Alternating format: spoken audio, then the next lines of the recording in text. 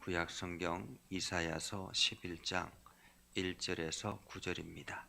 다 같이 함께 읽겠습니다.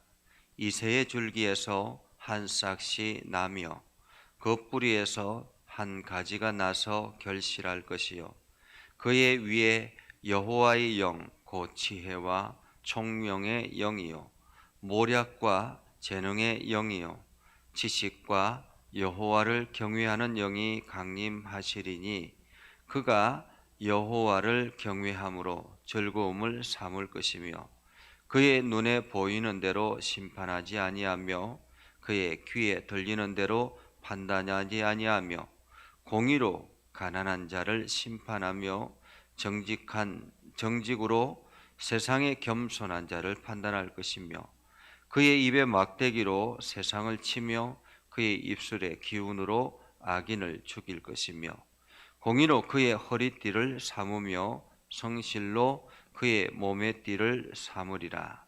그때에 이리가 어린 양과 함께 살며 표범이 어린 염소와 함께 누우며 송아지와 어린 사자와 살찐 짐승이 함께 있어 어린 아이에게 끌리며 암소와 곰이 함께 먹으며 그것들의 새끼가 함께 엎드리며 사자가 소처럼 풀을 먹을 것이며 젖 먹는 아이가 독사의 구멍에서 장난하며 젖된 어린아이가 독사의 굴에 손을 넣을 것이라. 내 거룩한 산 모든 곳에서 해됨도 없고 상함도 없을 것이니 이는 물이 바다를 덮음같이 여호와를 아는 지식이 세상에 충만할 것임이니라. 아멘. 오늘도 하나님의 은혜가 여러분에게 가득하기를 바랍니다. 오늘도 주의 영광이 여러분을 통해서 세상에 나타나기를 주님의 이름으로 축복합니다. 오늘 저녁 기도회는 없습니다. 오늘 저녁 기도회는 없고 내일 11시 예배가 있습니다. 성탄절 내일 11시 예배 여러분들 기억하시고 11시 예배에 꼭 참여해 주시기를 바랍니다. 우리나라의 조선시대 때 왕하면 기억나는 왕들이 몇 명 있죠. 조선을 건립했던 시작했던 이성계 대통령이 있고 그리고 이제 조선의 마지막을 했던 고종 황제가 있습니다. 고종 황제 시대에는 사실 이 나라가 멸망할 것이다라는 그러한 생각은 하지 못했을 거예요. 그죠? 멸망할 것이다라는 그러한 생각은 하지 못했을 것입니다. 그때에는 이미 당파 싸움이 극에 달해 있었고 그리고 또한 안동 김씨의 세도에 의해서 이제 거의 모든 권력이 좌우되고 있는 그러한 때였었기 때문에 어쩌면은 그 나라가 멸망할 것이라고까지는 생각하지 못했지만은 다른 왕이 세워질 것이다. 이렇게 생각할 수도 있겠죠. 그러한 가운데서 나라는 멸망을 하게 되었고 결국에는 나라가 빼앗기는 그러한 엄청난 순환의 세월이 있었습니다. 사실 우리의 미래는 알 수가 없습니다. 예측 불허의 시대죠. 우리 내일의 삶이 어떻게 이루어질지 알지 못한다라는 것입니다. 그럼에도 불구하고 많은 사람들이 오늘 살아가면서 마치 자기의 세상이 될 것 같은 그러한 미래를 꿈꾸며 살아갑니다. 어쩌면은 이스라엘 백성들도 마찬가지였을 것입니다. 오늘 본문의 말씀은 이사야 선지자를 통해서 하나님께서 말씀하시는 하나님의 말씀입니다. 이사야 선지자를 통해서 하나님께서 말씀하시는 것은 유다가 얼마 남지 않았다라는 사실입니다. 그때 당시에 유다는 멸망할 것이라고까지는 생각하지 못했겠죠. 그래서 히스기야 왕이라든지 여러 종교 개혁을 일으키기도 했고 또한 여러 왕들을 통해서 새롭게 변화를 꾀하기도 했었습니다. 그럼에도 불구하고 하나님께서는 이 유다를 멸망시킬 작정을 하셨다라는 것입니다. 하나님께서 멸망시킬 유다는 어떠했기 때문에 그랬을까요? 그때 당시에는 공의나 정의가 사라져버린 그러한 시대였기 때문에 그렇습니다. 가진 자들은 더 많이 가지려고 더 치열한 경쟁을 하고 자기의 욕심, 자기의 이기심을 채우기 위해서 온 힘을 기울였던 그러한 때였기 때문에 그렇습니다.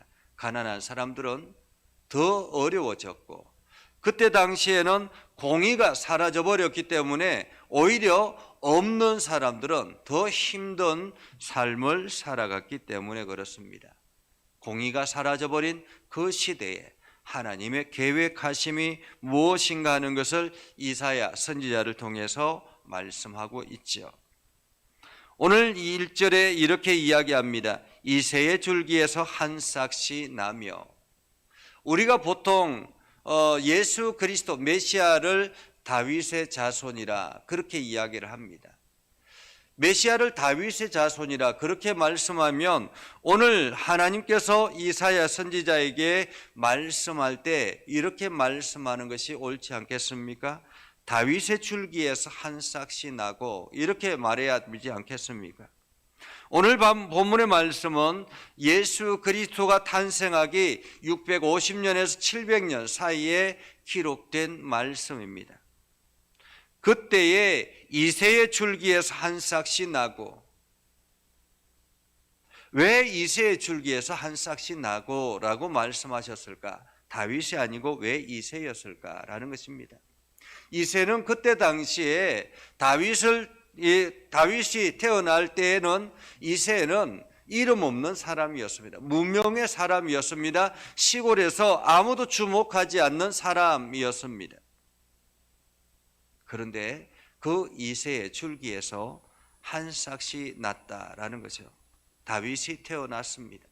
다윗이 태어나서 성장하고 하나님께서 그를 지명하시고, 그리고 난 다음에 이스라엘을 온전하게 세우는 그러한 반석 위에 세우는 그러한 위대한 왕이 되었던 것이죠.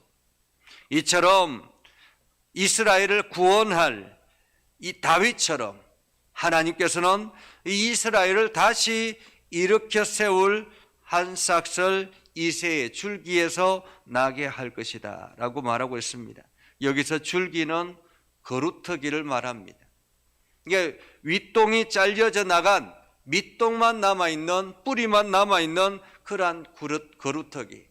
우리가 산에 올라가 보면 윗동이 잘려져 나간 나무꾼이 나무를 베고 나면 밑동만 남아 있습니다. 그러면은 그게 몇 해가 지나면은 마치 죽은 것처럼 그렇게 보여지거든요.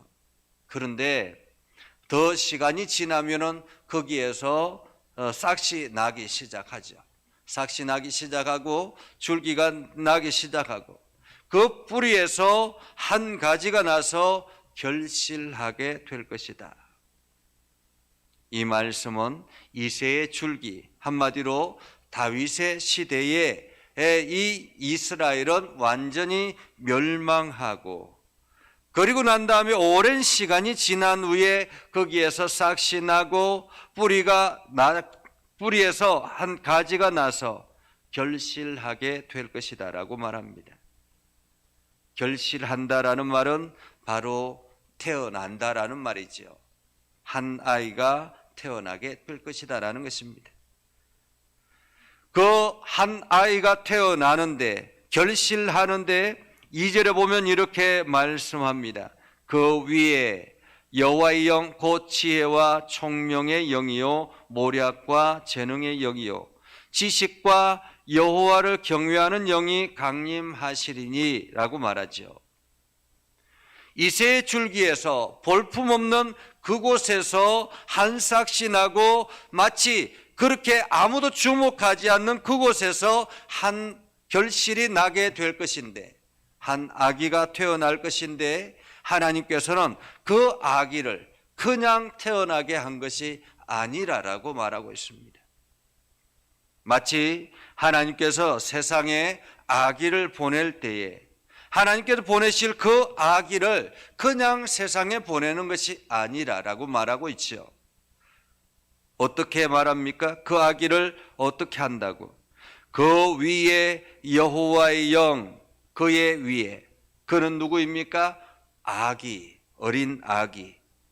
아무도 주목하지 않는 그 아기 위에 여호와의 영, 곧 지혜와 총명의 영이요, 모략과 재능의 영이요, 지식과 여호와를 경외하는 영이 강림할 것이다. 마치 그 아기에게 하나님께서 모든 권한을 주실 것이다라는 것입니다. 그리스도에게 임하는 영, 지혜와 총명, 그리고 모략과 재능, 지식과 여호와를 경외하는 영.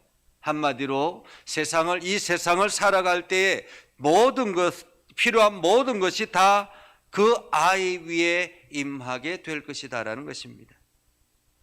지혜와 총명의 영, 모략과 재능의 영, 지식과 여호와를 경외하는 영, 그 영이 바로 지금 우리에게 임하는 성령을 말씀하죠.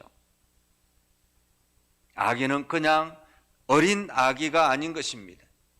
보기에는 아무런 힘도 없고 보기에는 아무것도 할 수 없을 것 같은 무능력한, 그래서 구유 위에 누여져 있는 그러한 어린 아기일지라도 그 아기에게 임한 하나님의 영은 세상의 모든 것을 알고 있고 세상의 모든 것을 가능하게 하시는 그러한 하나님의 영이 임했다라는 것입니다.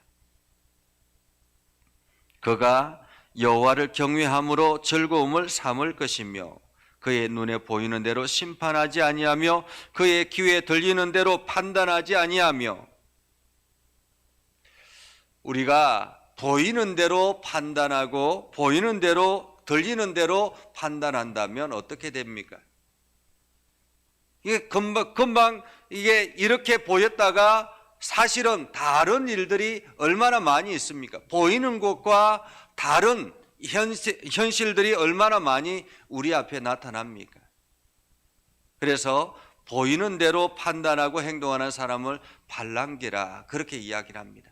여기 가면 이런 것 같고 저기 가면 저런 것 같고 그렇지 않습니까? 그런데 지혜와 총명의 영, 모략과 재능의 영, 지식과 여호와를 경외하는 영이 임한 그에게는 보이는 대로 다 행동하지 아니하고 오로지 공의로 가난한 자를 심판하고 정직으로 세상의 겸손한 자를 판단할 것이다라는 거죠.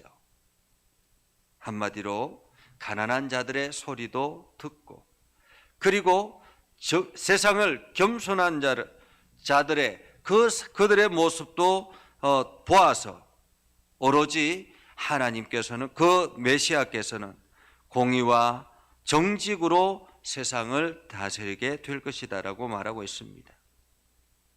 그래서 하나님 그 메시아는 그냥 보이는 대로 판단하지 아니하고 오히려 가난한 자, 약한 자들의 소리를 듣고 고통당하는 이들의 소리를 듣고는 그의 입을 통해서 막대기로 세상을 치며 입술의 기운으로 악인을 죽일 것이다라고 말하고 있죠. 한마디로 메시아의 능력은 세상의 모든 것들을 공평하게 만드는 그러한 역사를 만들어갈 것이다라고 말합니다. 그렇게 메시아가 이 땅에 와서 다스릴 그 나라는 어떻게 되겠습니까? 그가 다스리면 6절 이하에 그때 이리가 어린 양과 함께 살며 표범이 어린 염소와 함께 누우며 송아지와 어린 사자와 살찐 짐승이 함께 있어 어린아이에게 끌리며 암소와 곰이 함께 먹으며 그들의 새끼가 함께 엎드리며. 여기서 말하는 단어 함께라는 것입니다. 함께, 더불어라는 말이죠. 더불어 함께 사는 세상이 이루어지게 될 것이다라는 것입니다. 서로가 원수같이 여겼던 그들이 함께 더불어 살아가게 될 것이다라는 거죠. 그래서 그러한 세상, 물이 바다를 덮음같이 여호와를 아는 지식이 세상에 충만하게 될 것이다. 세상의 모든 사람들이 여호와를 알게 될 것이다 라고 말하고 있습니다. 오늘 이 땅에 예수 그리스도의 복음이 선포되어지고, 그리고 오늘 저와 여러분들에게까지 구원의 메시지가 전해진 것은 바로 예수 그리스도의 은혜요 능력이요, 그 메시아가 이 땅에 오셨기 때문에 일어난 현상이라는 것입니다. 이제 우리가 구원의 은혜를 경험했던 것처럼 앞으로도 우리의 모든 삶이 온 세상에 주의 복음을 선포하여 여호와를 아는 지식이 세상에 충만하도록 힘을 다하는 것입니다. 이것이 저와 여러분들에게 주어진 또 다른 사명이라고 말할 수 있는 것이죠.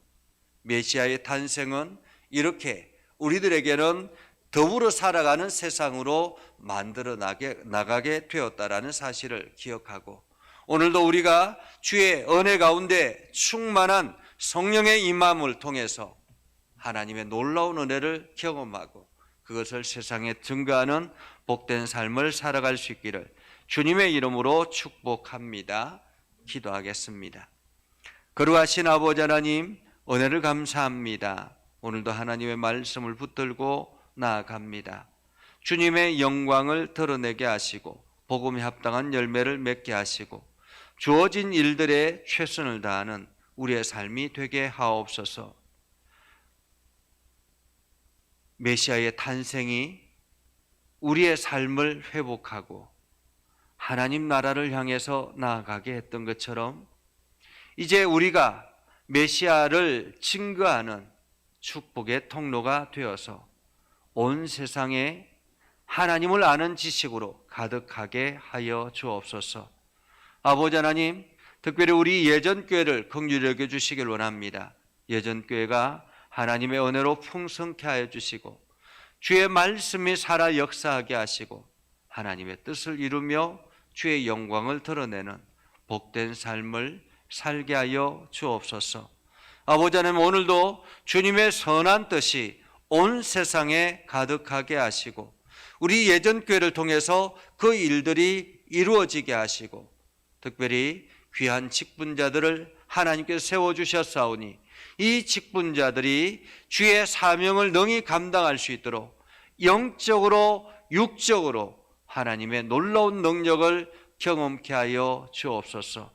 우리 장로님들을 기억하여 주시고 강건하게 하시고 주의 말씀 앞에 서게 하셔서 날마다 새 힘을 얻게 하여 주시고 특별히 김광식 장로님 그 육체를 속히 회복시켜 주셔서 주어진 사명들을 더 힘써 달려가게 하옵소서. 아버지 하나님, 우리 권사님들, 우리 집사님들 모든 직분자들을 기억하여 주시고 복되게 하여 주시고 형통케 하여 주시고 주의 영광을 드러내게 하시고 저들이 기도할 때마다 능력으로 나타나 주시옵소서. 아버지 하나님, 특별히 자녀들을 위해서 기도하는 우리 권사님들을 기억하여 주시고 하나님께서 저들의 자녀들이 육체적인 모든 고통에서 벗어나게 하시고 힘을 얻게 해주시고 주의 영광을 드러내게 하여 주옵소서. 오늘도 주님의 말씀 앞에 서 있는 모든 믿음의 백성들을 기억하여 주시고 온 땅에 메시아의 탄생을 증거하는 축복의 통로가 되게 하옵소서. 예수님의 이름으로 기도드리옵나이다. 아멘. 이제는 우리 구주 예수 그리스도의 은혜와 하나님 아버지 극진하신 사랑과 성령님의 감화 감동 역사 위로 교통하시며 은혜가 주의 말씀 안에 있는 믿음의 백성들 위해 하는 모든 일들 위해 영원토록 함께 하옵시기를 간절히 축원하옵나이다. 아멘.